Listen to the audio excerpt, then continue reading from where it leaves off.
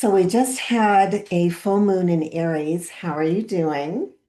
That was a couple of days ago. We're in the aftermath of that fiery moon. I don't know if you saw pictures of it in the sky. It was a super moon, so it was pretty impressive.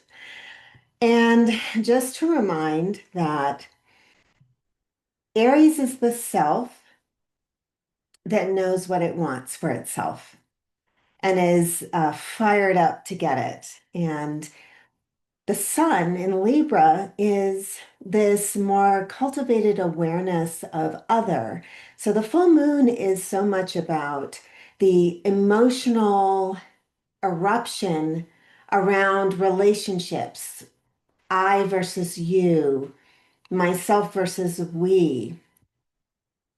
So, whatever you're going through may have something to do with that awareness. Also, full moons are always culmination points. They kind of bring to light something that has been brewing under the surface. And the moon, remember, is um, things that are kind of hidden that, as we go through the moon cycles with the new moon that goes into the first quarter square and then goes into the full moon, we are brewing a new awareness. So if you can think back to the new moon that we had in Aries, just or think back to like around a month ago, what was going on for you? Where were your thoughts?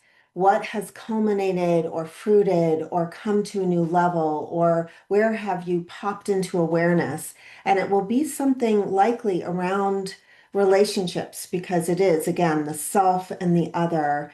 And Libra sun in Libra is such a spotlight in our consciousness on relationships and the dance, the dynamic, what we bring to this thing.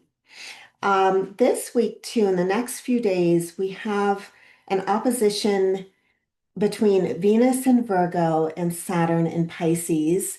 Um, so this brings a serious tone to the issue of relationship as well. Now, Venus in Virgo is I picture this if Venus and Virgo were a character, a cartoon character, or if I were acting as if, I would put on one of my aprons and I would be in the kitchen. I'd be separating all my ingredients out next to the recipe, and I would be categorizing, analyzing, diagramming. I would have some spreadsheets out. I have my glasses on, my reading glasses, to see all the details. That is Venus and Virgo. We've been in this energy for a while. This is the last week. We have been not only percolating issues coming up for this full moon around relational things, I versus you, but also diagramming it and being very analytical. This is not always helpful because what it is we see the trees instead of the forest, or we see there's a critiquing quality to Venus and Virgo that is wonderful in a lab where you're trying to analyze, some kind of, um, you're trying to distill ingredients down to their most pure form, but it's not as helpful when we are looking at the realm of the heart. So I'm looking forward to Venus moving into its happy position in Libra next week. And that is when I'm beginning my Heart's Desire Challenge. I've gotten a couple of emails and asking about that. It begins on the 13th when Venus goes into Libra. It's really for you if you have been in a transition. Not only are we in a transition where the light is getting low, and we're moving into the autumn season and toward the solstice. And it's this deepening and clarifying kind of energy where we go kind of quiet, we go inside, we go internal.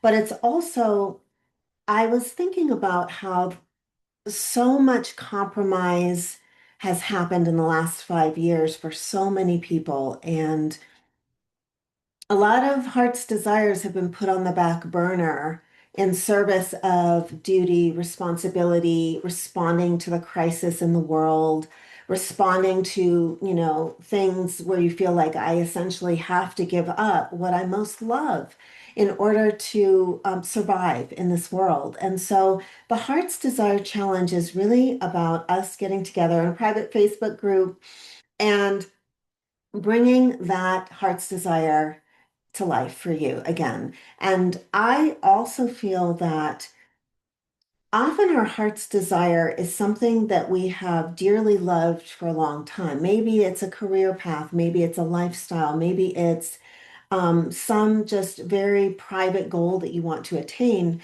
And there's been all of this stuff covering it where you felt, and let me just say, we live in a world that generates the idea of impossibility, doesn't it? So you have covered it with impossibility. So the purpose of the Heart's Desire Challenge is to remember and to come home to whatever's in your heart to create. A lot of the work that I do is about sparking that ability that you have to create. It's interesting because I saw a comment in a thread recently where the person said, I wish there was an AA group for hope addiction. And that really cut me because I felt like, yeah, there's like a whole, industry of card readers and all kinds of things that have to do with leading a person in hope where your power to create something is over there. It's always on the horizon. Oh my God, if this person gives me this, then I'll have this. And really, the power to create is inside of us. And that's the core of the work that I do with my clients. Um, is just activating that power that you're a creative alchemist and your heart's desire is an essential part of why you're here and why you were born. So let's get active about that together. Let's activate it. And I would love to have you join me. I'll post the link below. I think I forgot to do that in my last video. And I knew I had to get on here and talk about it. So I'm here talking about it. And I would love to have you join us. I would love to see you have all that your heart really desires. And I really mean that. This is like really something that I intend for you. And I know you can have it. So that's what I wanted to say. Oh, the other thing I was just going to say about this process this week is it could feel a little serious with the Venus moving into its opposition with Pisces, especially if you have planets around 27 degrees of the mutable signs or in Virgo or Pisces. If that is hitting one of your personal planets, you will be feeling very serious about how you are approaching